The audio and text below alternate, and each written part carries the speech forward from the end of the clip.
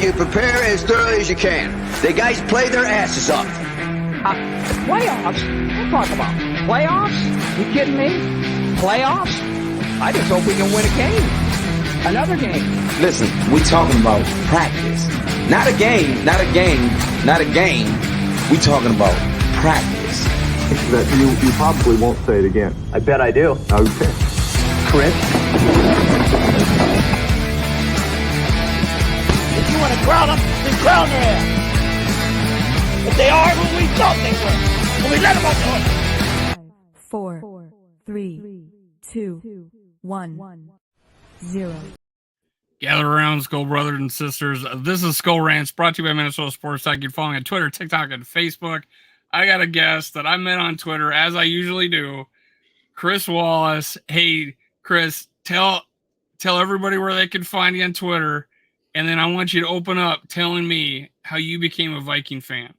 Yeah, so first of all, I'm Chris without the H. So you may recognize the spelling, Chris Carter. Oh yeah, that's a coincidence. Yes, absolutely. So you can find me. I think I'm Chris Wallace 19 on Twitter. I don't have a lot of followers. My 9 to 5 is I'm a financial planner.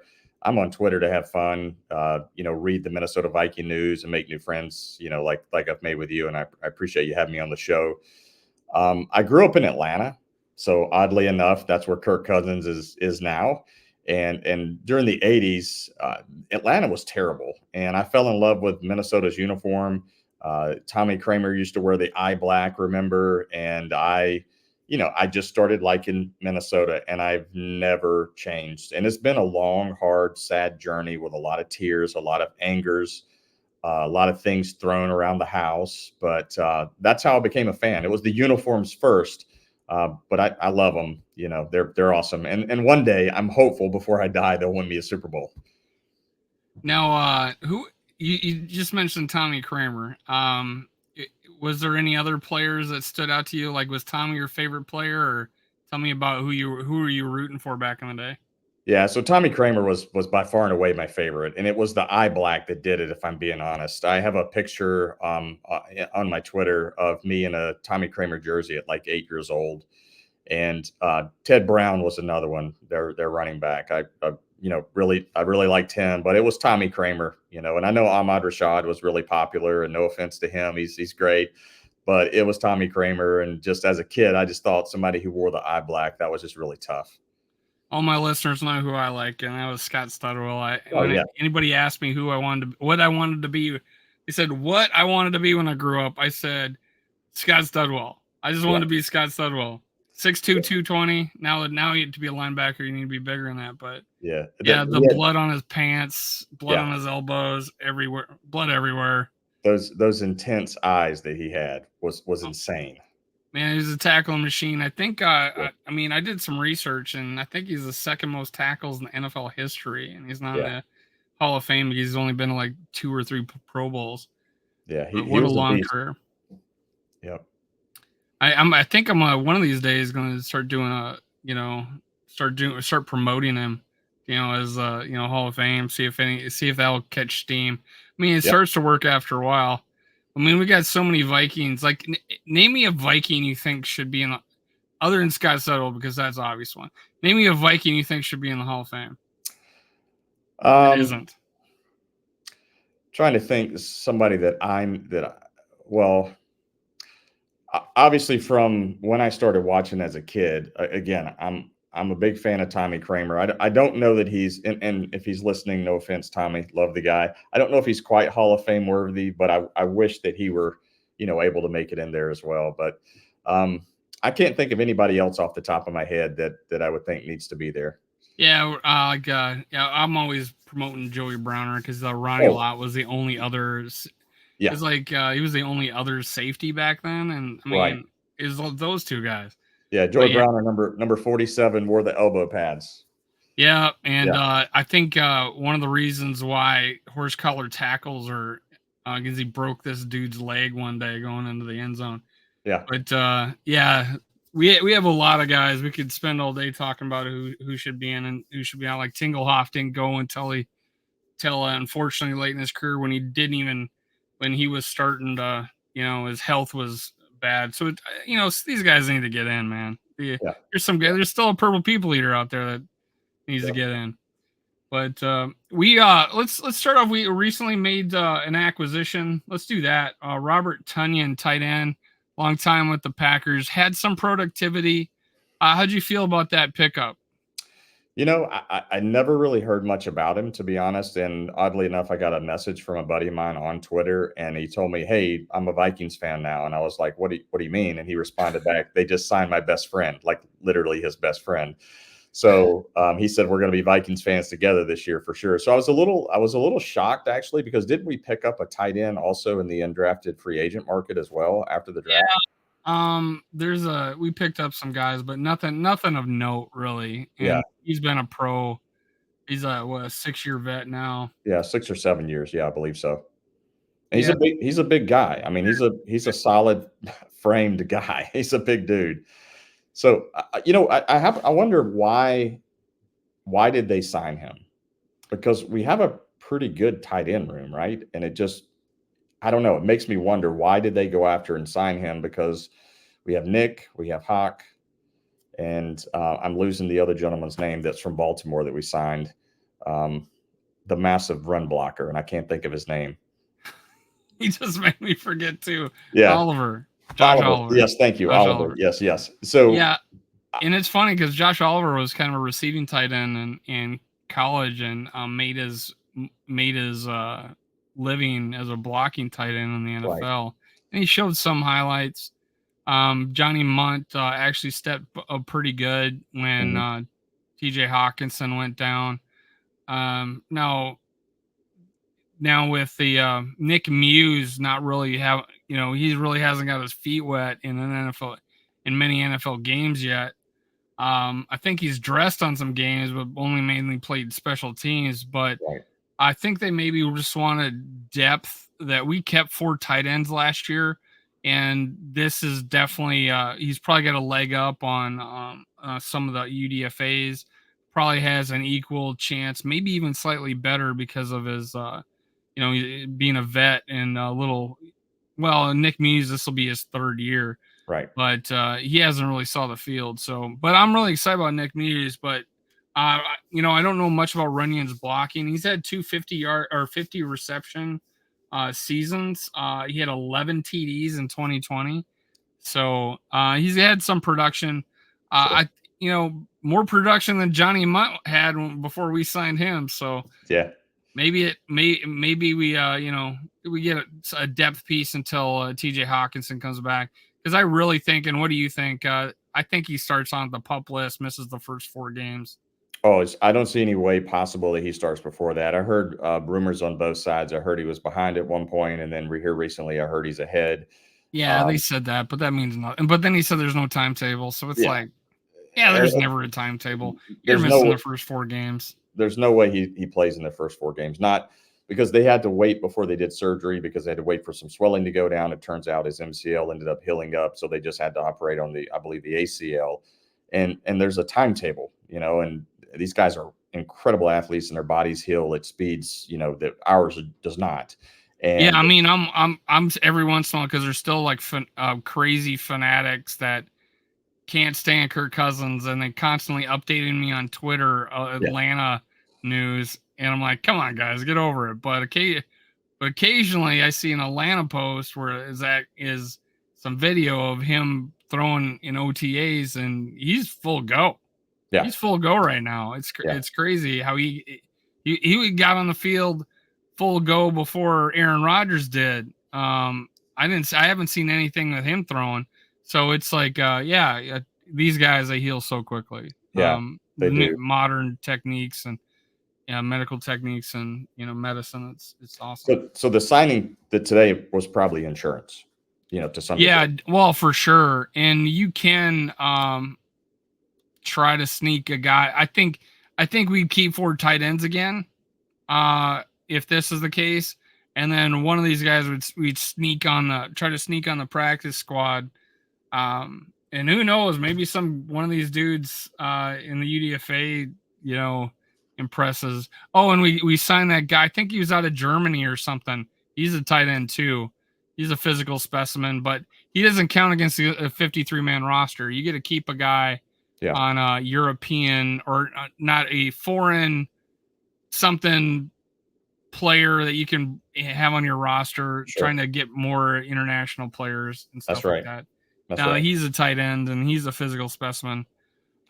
Is he the one the picture was floating around on Twitter where he had like these massive quads? Yeah, it was the tree trunk legs. Yeah, I can't think of his name right now. I haven't really done any.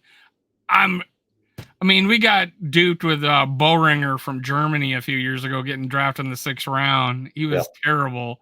Yeah, it looked like he was just playing against junior high kids over in Germany, so that's why it looked good. But and I've had well, I'll just move on from that.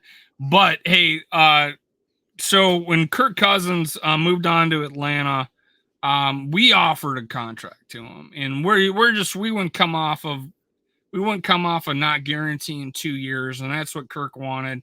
We probably could have avoided him leaving, but we're in a situation now where we've pivoted and we signed and we drafted a QB of the future.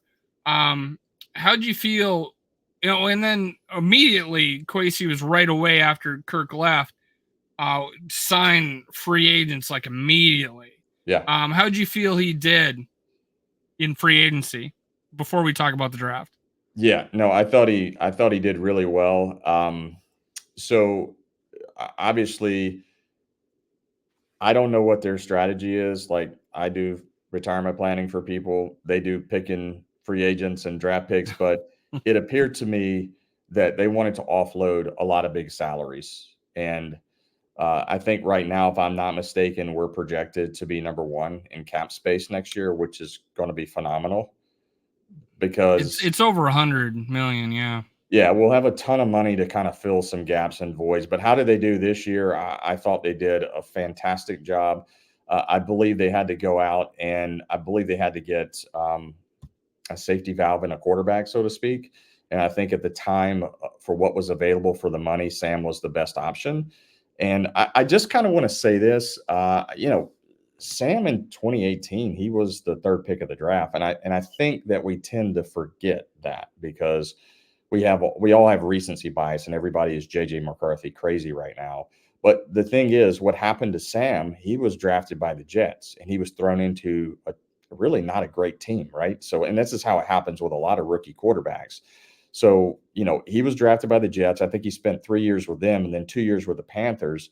And then he finally was a backup at the 49ers last year. He's never really been on a good team, but Darnold is an okay quarterback. I'm not saying that he's like, Mahomes or anything like that.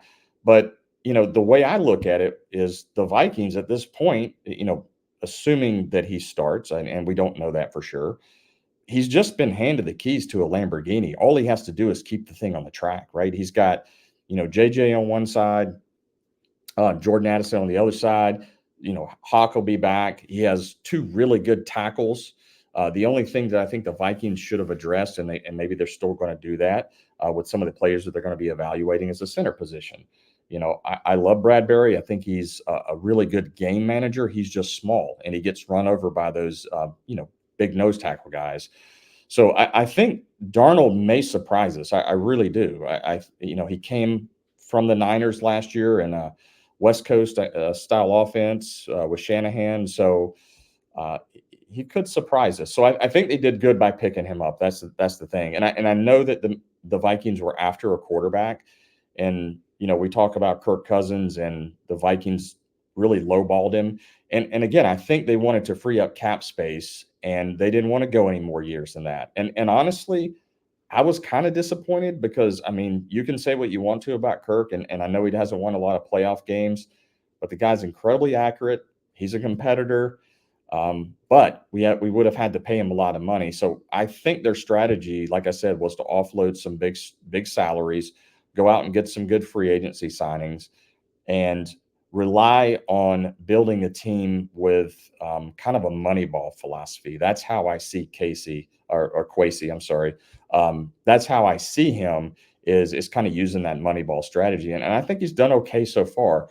Next year will be the tale. I think if I'm going to bet on the Minnesota Vikings winning the Super Bowl, it's next year. they're going to have J.J. McCarthy, second year. It'll be Jets. I think it'll be his fourth or fifth year next year, right? This is his fourth year. Okay, so it'll be his fifth year next year. Hold it. This is his fourth. Shit. This is his fifth year.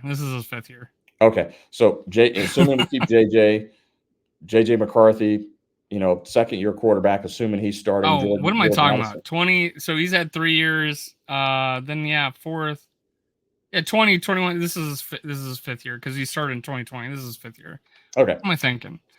So the bottom line is we should have a really solid team next year, and then we should have money to go buy some additional players where we need to fill some pretty big voids. But I think the focus here, in your question about do they do a good job, is really beefing up that defense. Yeah, I think even though we lost Danielle Hunter and we lost our other edge rusher, the fact that we got the guys we got back, Greenard, Van Ginkel, Cashman, we lost Hicks. Cashman was a better fit as a linebacker for this defense. Van Ginkel, just perfect for this defense. Yep. And then they got the flexibility of, again, like Danielle Hunter was better with his hand on the ground. I felt, Greenard is a guy that can play both. And I think you could put a Cashman and we'll talk about the draft, a Dallas Turner on the outside linebacker positions on third down and move a Greenard in and play him at D end. You have tons of flexibility now. And of course we got one of the deepest safety positions, but a nice sneaky good pick was the cornerback.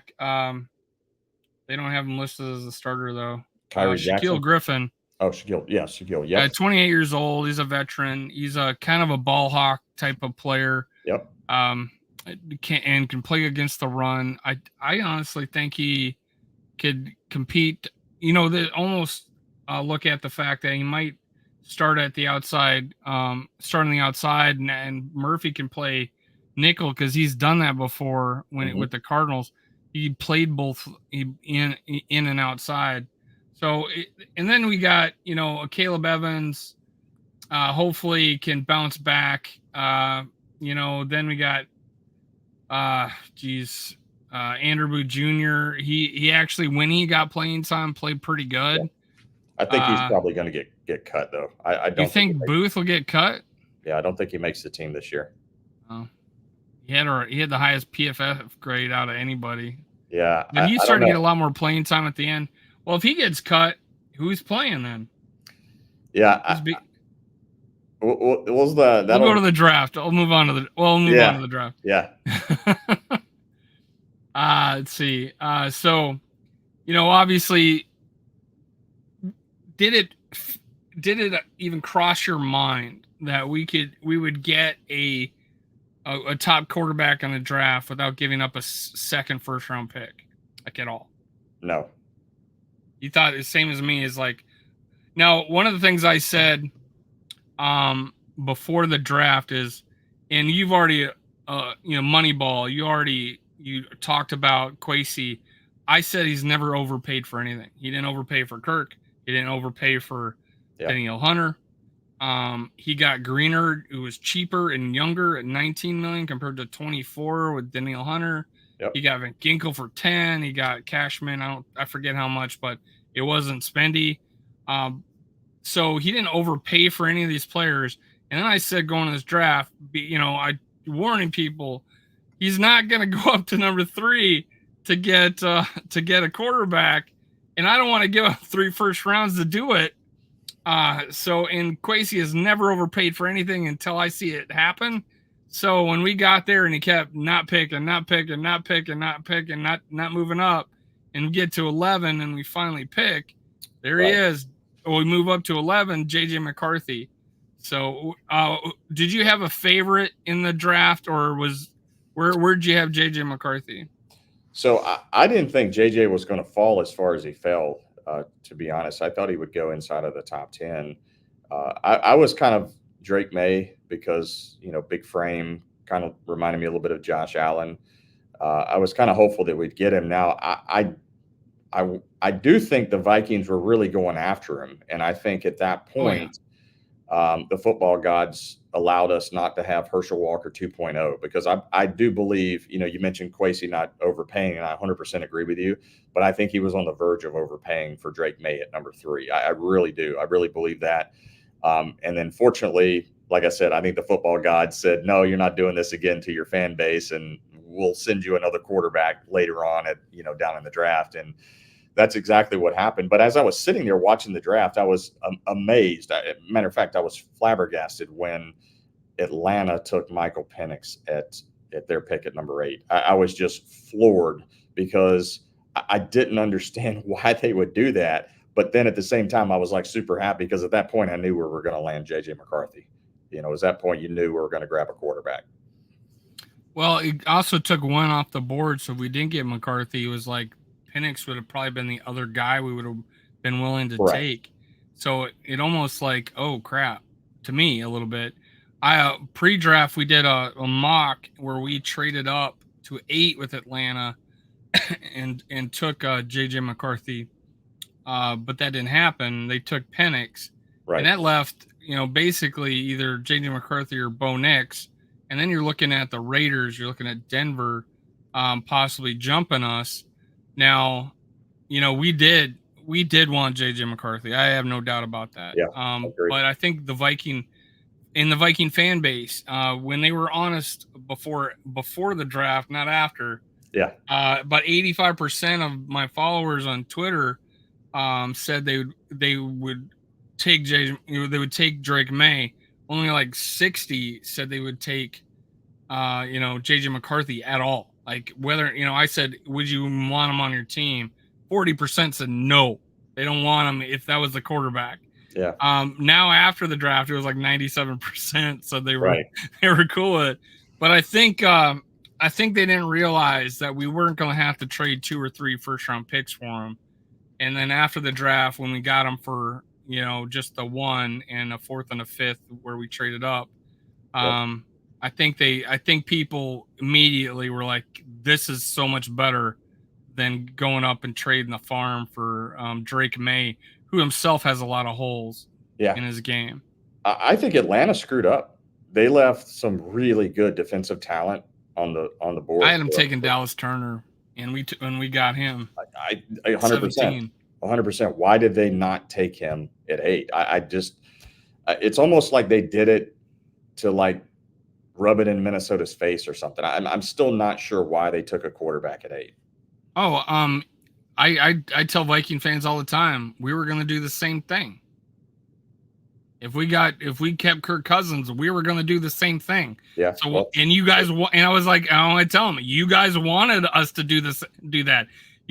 Everybody that I would ask or talk to, except for there's a few, they said if you get Kirk Cousins, we should go all in. Right. But most people, including myself, was like, I still want to draft a quarterback. We wanted to do the same thing, so I'm not going to harp on. And I also bring this up. Atlanta has Kirk Cousins and JJ McCarthy. We got Sam Darnold. Oh, they have Michael Penix. Yeah, they have Kirk Cousins and Michael Penix.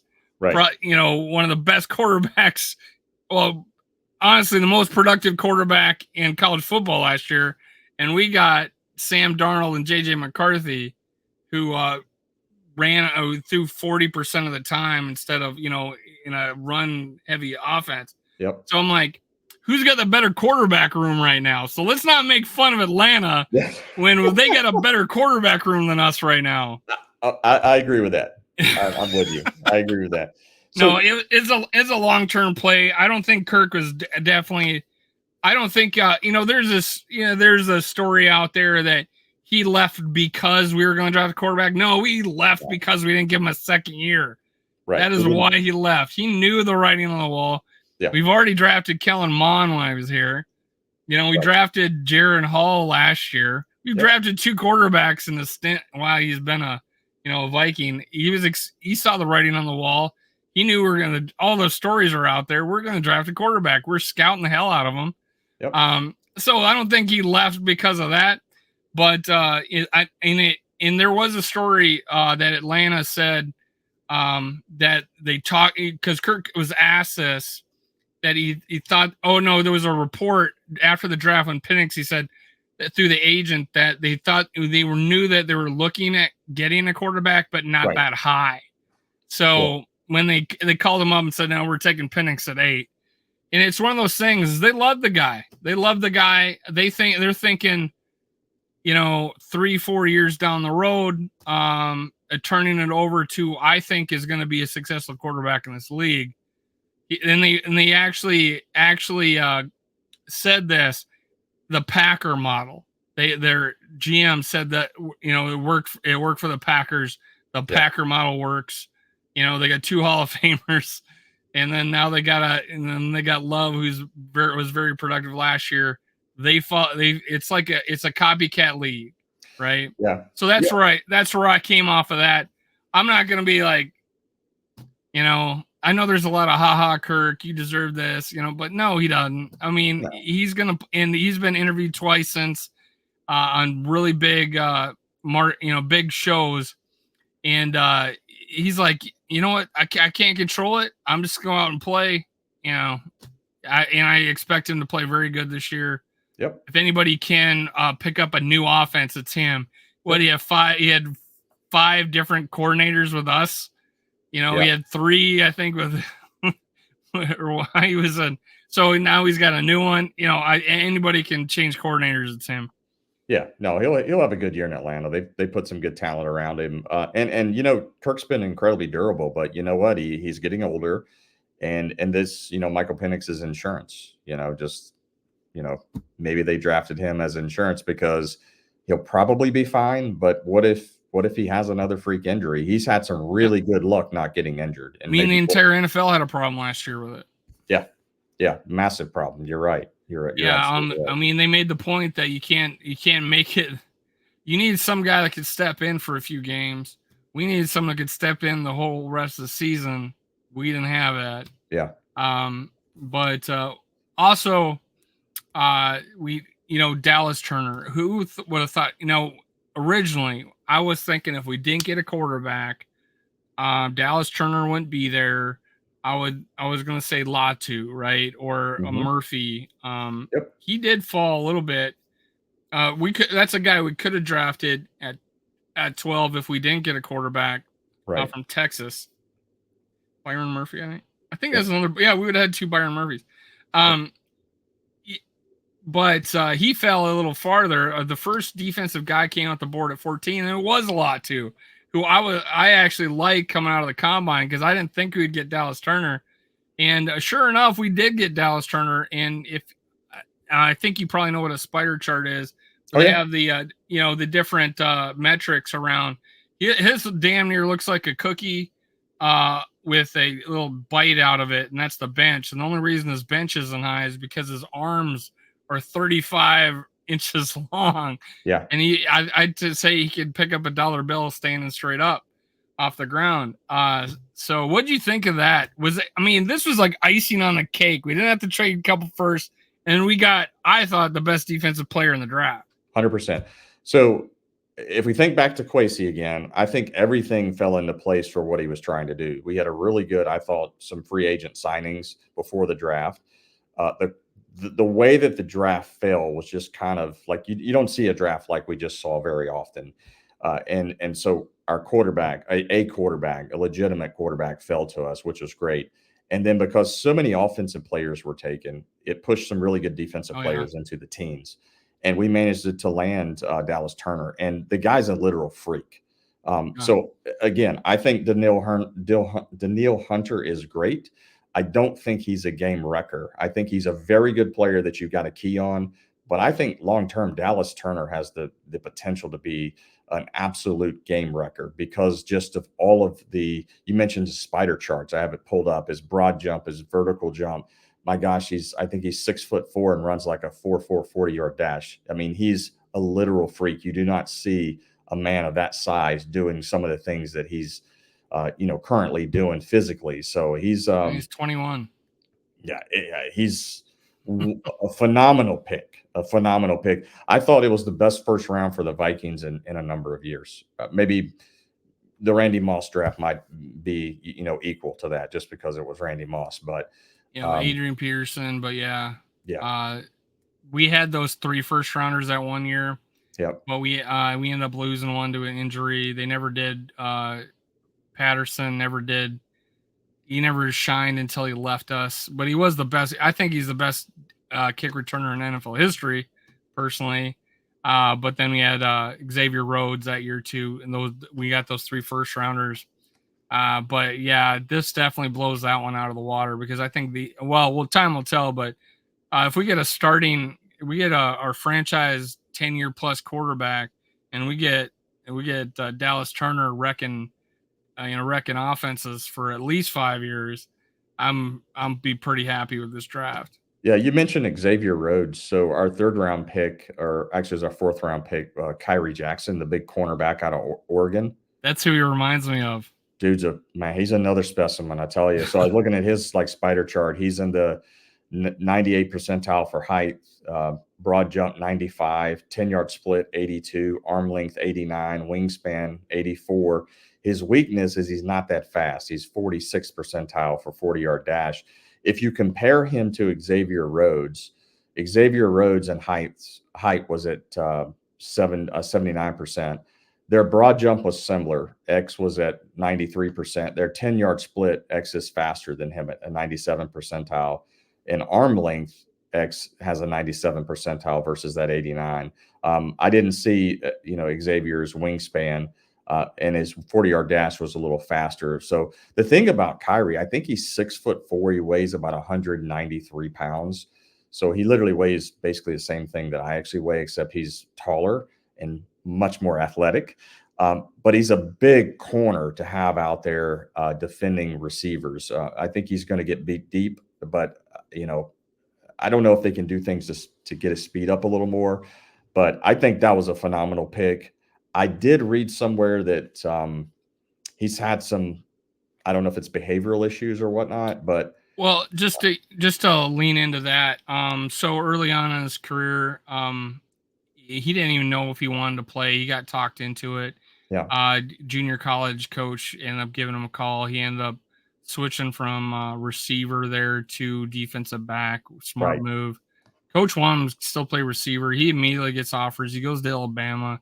Alabama benches him or suspends him. I don't know the story behind it specifically, but there was a story I heard on the on a podcast that our scouts talked to a guy that was in that coach's room or in the inner circle of those coaches that said he was their best cornerback. Like he was Alabama's best cornerback. But yeah, he had maturity issues.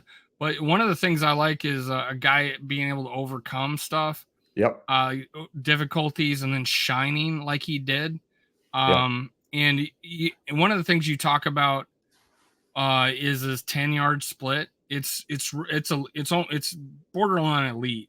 Rhodes was too, but long speed not necessarily, but reaction length makes up a lot when it comes to speed. If you can't break down, if you can't shift or change directions or have loose hips, being just straight line speed is going to help you. So I think that the thing I liked about him is his height. He's a press corner. He has short area quickness for a tall guy. There's a lot to like about him. Dallas Turner is the steal of his draft, but he's a second place for sure. I really love the pick. I thought it was great. You can't, Mike Zimmer used to say you can't ever have enough corners, right? And I agree. But to have a guy this big playing corner, I think it's worth, even if they viewed it as somewhat of a project, which I don't think that it is. I don't think so. Yeah. What a pick. I like that. I'll tell you another pick I was kind of excited about. It's kind of boring though. Our 6th round pick and the kicker. Yeah. People are like, why'd we waste a 6th round pick? Here's the way I look at it. You get to the 5th, 6th, and 7th round, you're kind of in undrafted free agent land to some degree anyway. You're getting, and again, no disrespect, these players are way better athletes than I've ever had the day to be. But, to get a kicker in the 6th round that's solid, I thought was a stellar pick in my opinion. Now, there will be people out there that will trash talk that, But I've lived through all of the missed kicks as a Viking fan. The 98 Falcons championship game, and Gary Anderson missing, the Seattle game. We all remember that one in the negative degree weather. And if you as a Viking fan can say that every time last year we lined up for an extra point or a field goal, if you can say you weren't worried, you're lying. Because you're not, or you're not bleeding purple. One of the two. You're lying, or you don't. One of have the craziest things is about Greg Joseph is I've never seen a kicker carried off the field as much as him. I mean, like in 2000, I want to say 21. We played in a lot of close games. He was getting carried off the field a lot. He got carried off in 2022. Also, it was kind of nuts. Now, Reichard is, I think he's the Alabama's all-time leading scorer.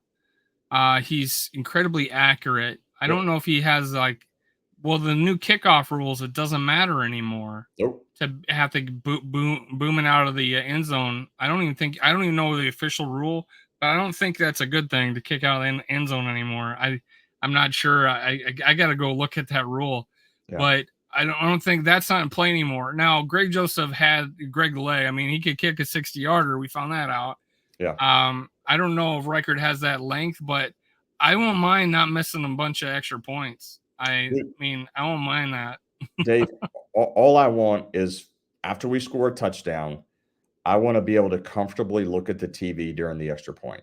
That's all I want in a kicker. I just want a kicker that's going to nail it. I want to go walk, get a drink, and not have to worry about the kick. Not worry about it. Yeah, not worry about it. Because I held my breath every time there was an extra point. And I like Joseph. I think he's a great guy. But he would get on a roll, and then we would be rolling, and then shank the extra point. It's such a momentum killer. It kills. Yeah, I was just gonna say that it's even though we don't lose the game, or if we do, or if it doesn't end up being the thing that cost us, it definitely changed the momentum. Correct. It's like throwing a wet blanket, Yep.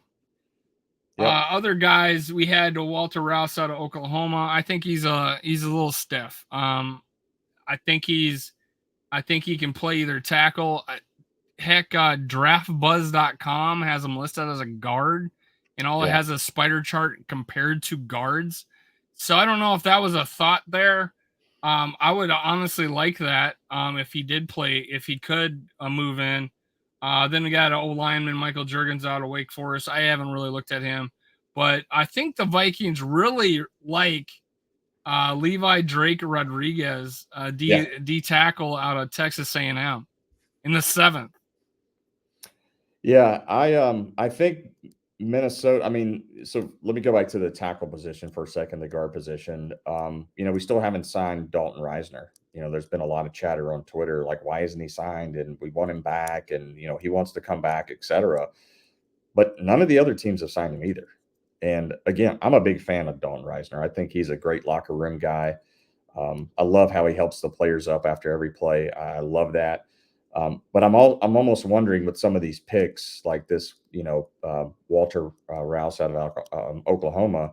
I'm wondering if they're trying to, and if you look in the undrafted free agent where they had, I think, 4 offensive linemen, it's almost like they picked up a bunch of people to see if they can moneyball it again. In other words, maybe sign one of these rookies on a cheaper deal that can do, good enough at that position possibly. And I do think they like Brandel.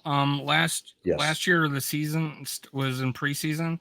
I was like, I wanted Brandel to take over for Ed Ingram. Yep. I was beating the drum for Brandel to take over, which is crazy. He's 6'7". That is not a guard type height.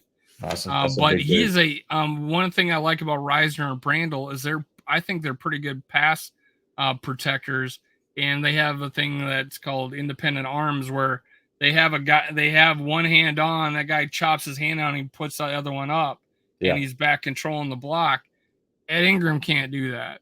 Ed Ingram can't do that. Some of the other guys aren't that great at it either, but a Brandel is pretty okay with it. But Reisner, that was a superpower. Run blocking, not so much. On the second tush push that we screwed our season up, he got just undercut. Yeah. Right back into Kirk Cousins. I don't know how but one of the things I talked about him was he had a highlight tape, and it was like 10 minutes long of him blocking. Crazy to see that a highlight reel left guard, Yeah. but it was him getting to the second level, running down the field, and then we see him doing karate kicks and shit like that. Yep. It was entertaining. Right. But maybe it's a money savings thing. We want to go younger. We're thinking about the future. We're give these guys a chance. You know, there might be guards still available later. Look how long he lasted last year in free agency. Yeah, a long time into the season long. So I think this may be Kwesi just seeing if he can get a better deal for somebody that's as good. And yeah, who knows exactly? Yeah. I mean, and it'll be one of those things. Do we really want to invest that kind of money, not knowing what we have? It's like a baseball team, I don't want to buy a 3-year, $60 million pitcher, and I'll trade for one if we're in it. I don't want to throw that money to the wind. Right. That's the way the Twins are. I know you're probably not a Twins fan. You're probably a Braves fan. I am a Braves fan, but I don't watch a lot of baseball. I'm an NFL football guy, so yeah, I'm not basketball, baseball. I watch it, but I'm not into it like I am the Vikings. I'm the same way. I tell people I'm probably a baseball fan at heart, but my favorite team's the Vikings. Oh, I bleed purple, my man. Yeah, same here. Gosh, looking at the schedule, and I don't have a graphic up, sorry, but I got one. But you have it in front of you. Give me the first game that stands out to you. Yeah, so I've got a couple of them marked here. The very first one that really stands out is the Niners game at home, the home opener. That to me should be a really good test for the Vikings. Obviously, the Niners are a great football team, but to have our first home game and to play that against the Niners, I think that'll be a great test to see where Minnesota's season is going to go. I think the opener against the Giants is going to be rough, but to come home against the Niners, if we can pull that one off, I think that'll be a good momentum shot for us. I don't know if you saw my Twitter post, my last Twitter post. No, but I go check it out sometime. Okay. It's a bull walking around the field, and there, anyways. I did see that one. I did. I was like, as Brian Flores roaming the sidelines with his new defense. Yes, I did see that. Yeah. I honestly think Giants is a winnable game for us coming with that defense. I think we're going to be carried by our defense early. Agreed. Not good enough to beat San Francisco though. I may be there. This is Skullfest 2.0. Where we went last year for the Buccaneers game, and we had an event before that. That's the game we chose. So if everybody's out there, September 15th, Skullfest, details are coming. But yeah, San Francisco, that's gonna be a rough one, I think. Although they haven't done well in Minnesota. San Francisco hasn't done well in Minnesota. Well, the dome will be rocking, so we'll have that 12th man feel to it. So the Niners game stood out. The Houston, Texas, obviously with Daniil coming back to the dome stood out. The London game against the Jets and Aaron Rodgers. I mean, how can you not circle that one? Minnesota plays well overseas. I thought him coming back and coming to Minneapolis would have been a cool thing, but they gave the treat to the London fans. Yeah. They're happy. They went nuts, I guess, about that on the London Twitter or Vikings London Twitter page. The other one that I'm looking at is Nashville. That's where I live. So Vikings. I'm gonna have to hook up with you because that's one of the games I plan on going. I used to live in Nashville for 12 years. Yeah, and I haven't been back, so the prodigal son returns. Yeah. Let me know. We'll go to the game together, actually. And then of course the Atlanta game, and I'll be up for that one. I'm gonna fly up for that one for sure. I'm bringing my sons with me, and I think the coming home of Kirk Cousins is going to be a fun game to be at for sure. Obviously, there's the divisional game, so the Green Bays, the Detroits, that goes without saying. Those are all really important. But you asked the games that I kind of highlighted. It's the San Fran, Houston, the Jets, Nashville, obviously the Titans and then the Falcons game. And we got some like Indy coming, playing Indy, where we had the greatest comeback in NFL history. That's kind of interesting. It would be nice, even the Giants, the fact that we lost to them in the playoffs, we had a new defense now, Giants. Sorry. Yeah, you mentioned defense a couple times here in the last couple minutes. Honestly, that's going to be the most critical part. And if you kind of look at what Kwesi has done over the past several months, is they've really stacked the defense pretty heavily. And what I said this on Twitter the other day, that if we play defense, the quarterback don't really matter as much. Now, right, like back with Ponder. Yeah, I mean, we won 10 games and went to the playoffs. I feel like Darnold, I don't want to rush JJ. That's the thing. I don't want to rush JJ. I really don't. And I think if Darnold gets in and Darnold's winning, you got to roll with Darnold. But at the end of the day, the most important part to me for this season is that our defense plays at an elite level. And if it does that, I think we're going to surprise a lot of people. If we give up a lot of points and Flo can't figure out how to make all these talented individuals work together, which I know that he can, but I'm just saying if something happens and we're not playing well, then we're not going to do well. But I think if our defense is top 10, we're going to surprise a lot of people this year. I wonder if this, and I'll probably ask your opinion because, Dobbs had the Raiders game where he just couldn't do nothing. God. And and Mullins came in, got us in field goal range, and we ended up winning that game. Thank God to our defense. Right. If this happens early in the season, like game 1, game 2, does a Mullins come in? All right, so I'll probably get slaughtered for this, but I actually think Mullins can move the ball. He's a gunslinger. Like nobody can argue that. Now, it's kind of a circus show a little bit, but let's be fair that he hasn't had a lot of under center time. He throws a lot of interceptions, but I actually think with time under center in game time, that part of his game would probably get a lot better. I think early on, it happens game 1 or 2, maybe 3. You've got to bring in Mullins. I still don't know that. And people are going to throw rocks at the screen for us even mentioning this or me even mentioning this. But this is the first I've mentioned it. So, well, I'm just afraid of rushing JJ. Like, I think he's a good kid. And if he's ready, great, bring him in. I just don't see how he's going to be ready that fast. I just really don't. Well, my thought is that my first thought is they don't. But that would be the scenario that they would. Is that, because they're talking about these benchmarks, and I think Palacero was writing that if he meets all these benchmarks, he could start for week 1.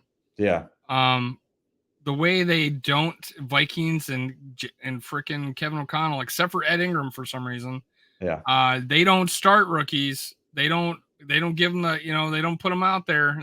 They make them earn their spot. In the past, I mean, Peterson didn't start the season. Moss didn't. Well, Moss he played quite a bit to start with, but Justin Jefferson barely got the time of day.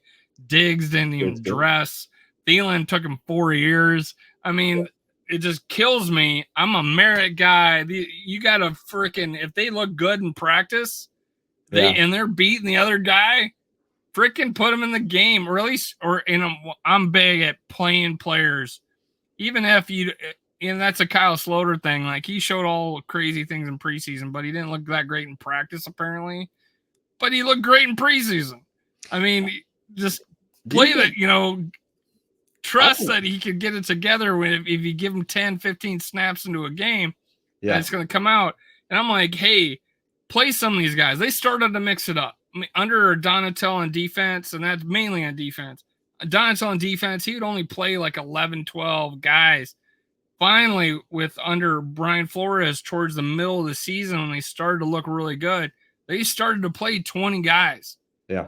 And they got a Booth in there who did – you think he's gone, but we'll circle back on that one. I think he's going to make the team, and I think he's going to push Evans. Hopefully, we need someone to come out of that and play opposite of Murphy. So Yeah.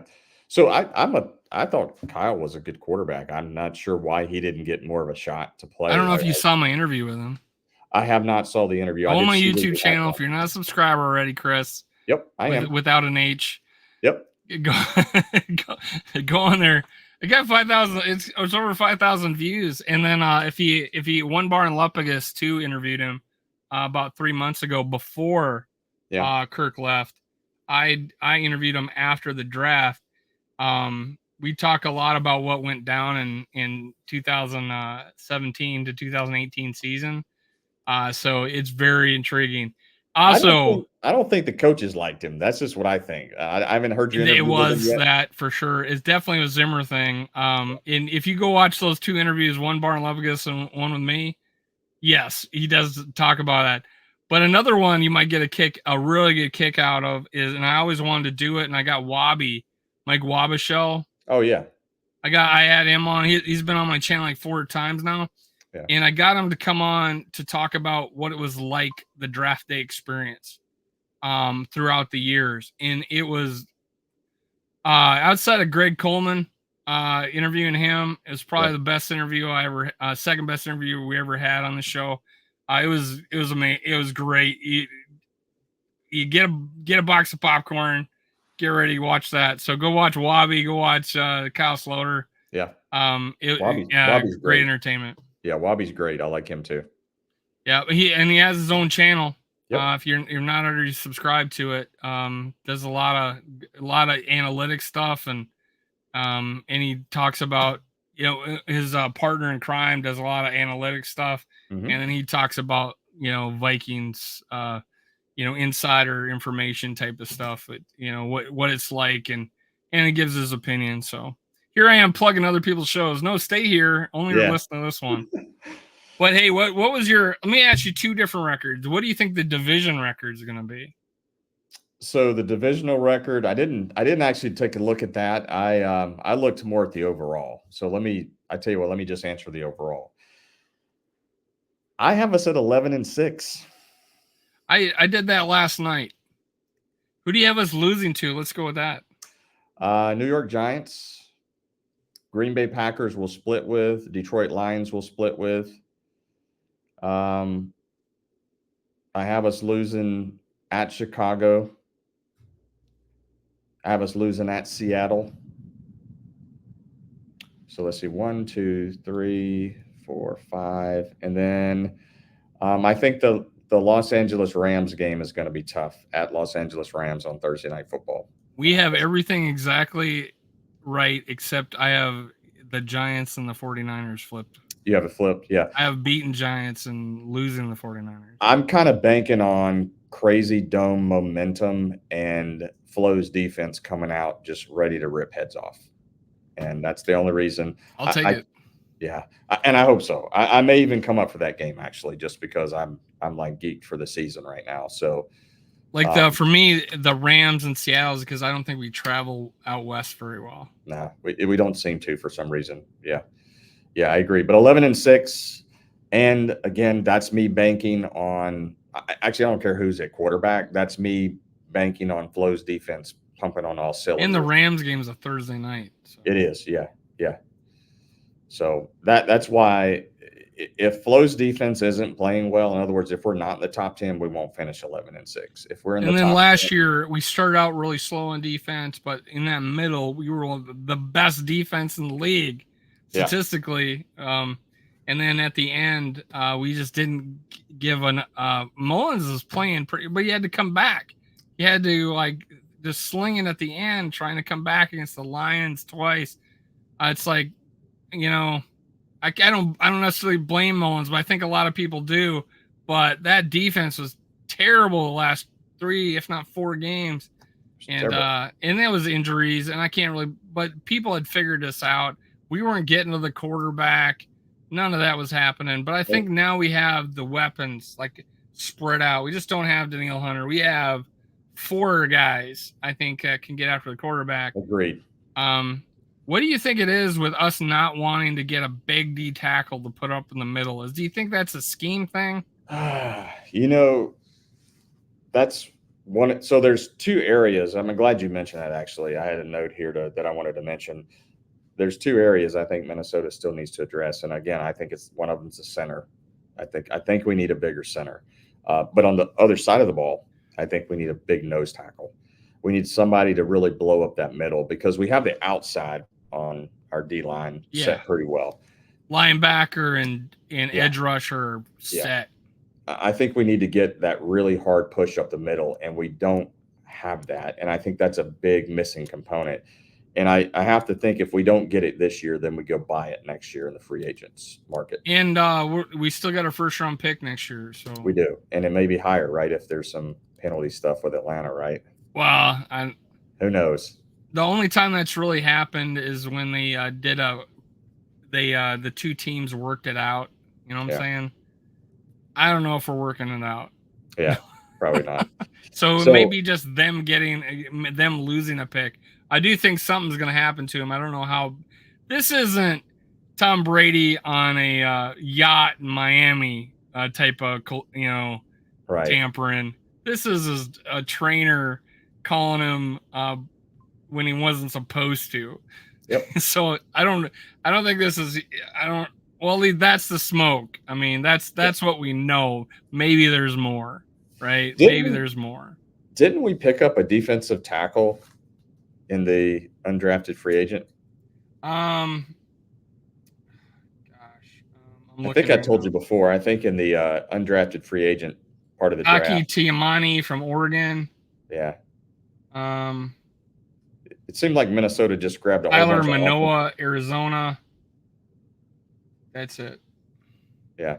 So maybe they're hoping one of those guys worked out. Well, I think they really like well, I don't know how big those guys are, but that's the thing. We haven't really drafted we haven't picked up a big guy since you just don't have one. Right.